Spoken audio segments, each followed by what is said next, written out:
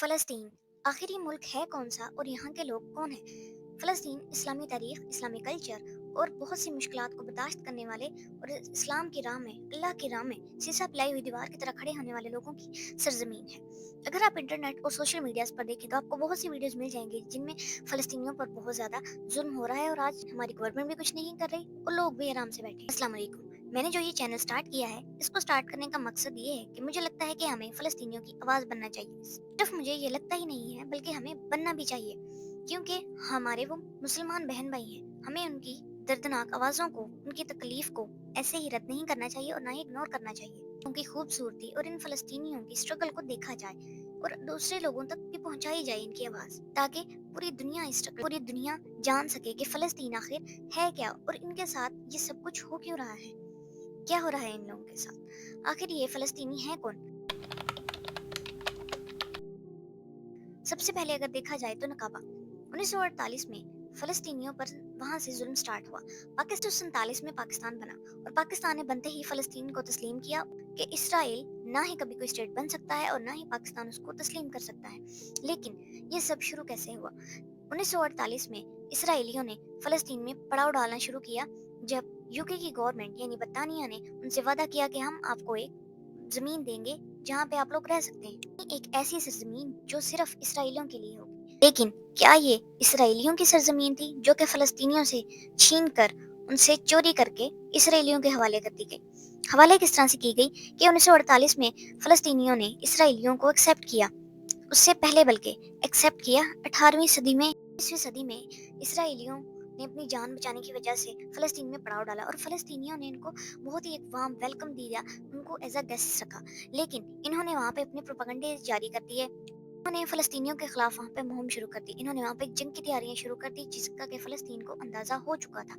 इस वजह से इन दोनों कौमों के दरमियान वहाँ पर बहुत सी लड़ाइयाँ चलती रही हैं। लेकिन था क्या कि फ़लस्तीनी जो थे वो मुसलमान थे, लेकिन उनकी सपोर्ट करने वाले बहुत थोड़े मिलते हैं। ताकि दुनिया में आप देख सकते हैं कि कितने मुसलमान ममालिक हैं और उसमें से बहुत से ऐसे हैं जिनके पास एटॉमिक पावर भी है, न्यूक्लियर वेपन्स भी हैं, लेकिन वो फ़लस्तीन के लिए आवाज़ नहीं उठा रहे थे। इसके बरक्स जो इसराइल था उसको बैक किया हुआ था बरतानिया ने भी पहले, जब उनको प्रोवाइड किया गया था ये कि ये लैंड आप लोगों का है। और आजकल इसको यूके बैक अप कर रहा है, लेकिन मुस्लिम कंट्रीज जो हैं वो चुप बैठे हैं, इस चीज़ को बिल्कुल इग्नोर कर रहे हैं जैसे कि उनका इस चीज़ से कोई ताल्लुक है ही नहीं। नेक्स्ट अगर फ़लस्तीन के कल्चर को देखा जाए तो फ़लस्तीन का कल्चर बहुत ही स्ट्रॉन्ग फैमिली टाइज पर डिपेंड करता है, बहुत ही वार्म हॉस्पिटैलिटी है और यहाँ की ज़मीन और ईमान के मजबूत कनेक्शन को जाहिर करता है। फ़लस्तीन के लोग बहुत ही मेहमान नवाज हैं और अपनी सरजमीन के साथ इनका एक अलग ही लगाव है, जो कि इनकी हज़ारों सालों की हिस्ट्री, एग्रीकल्चर को और इस्लामी सकाफत को जाहिर करता है। उनकी आर्ट और क्राफ्ट्स में देखा जाए तो फ़लस्तीन के कल्चर और सकाफत को भी ज़ाहिर करता है, जिसमें तदरीज आती है। वहाँ के मशहूर डांस रक्स को दबके कहा जाता है, जो कि वहाँ पे मशहूर ओकेजन्स पे या फिर शादी ब्याहों पे, या फिर इसको एक कल्चरल डांस भी कहा जाता है जो किया जाता है। अगर हम फ़लस्तीन का लिटरेचर देखें तो फ़लस्तीन का लिटरेचर भी बहुत ज़्यादा वसी है। बहुत सारे पोइट्स यानी शायर राइटर्स थे जिन्होंने फ़लस्तीन के चैलेंजेस और उनके एक्सपीरियंसेस को अपनी शायरी में बहुत खूबसूरती के साथ बयान किया है। में ज़्यादातर रहने वाले लोग मुसलमान हैं, यानी उनका मज़हब इस्लाम है। वहाँ पर इस्लामी निज़ाम कायम है और इस्लामी असूलों के मुताबिक हर चीज़ वहाँ पे की जाती है। अगर हम आज की मॉडर्न रियलिटी देखें तो जैसे कि पहले भी जिक्र हुआ है, नकाबा में इन पर जुल्म शुरू हुआ, लेकिन ये जुल्म हुआ और अभी तक होता आ रहा है। 2023, 2024, 2025 ये 3 वो साल हैं जिनमें फ़लस्तीनियों पर सबसे ज़्यादा जुल्म शुरू हुआ, जैसा कि 1948 में था। 2023 7 अक्टूबर में इसराइल ने हमास फ़लस्तीन पर हमले शुरू किए और उन्होंने इस तरह से बॉम्बिंग एयर स्ट्राइक्स गिराई कि फ़लस्तीनियों के सारे घर उजाड़ के रख दिए। कुछ लम्हों की ही देर थी और हर चीज़ वहाँ पर तबाह करके रख दी। एक खूबसूरत शहर, जिंदा दिल लोग, बच्चे खेलते हुए और हर जगह खंडरात ने ले ली।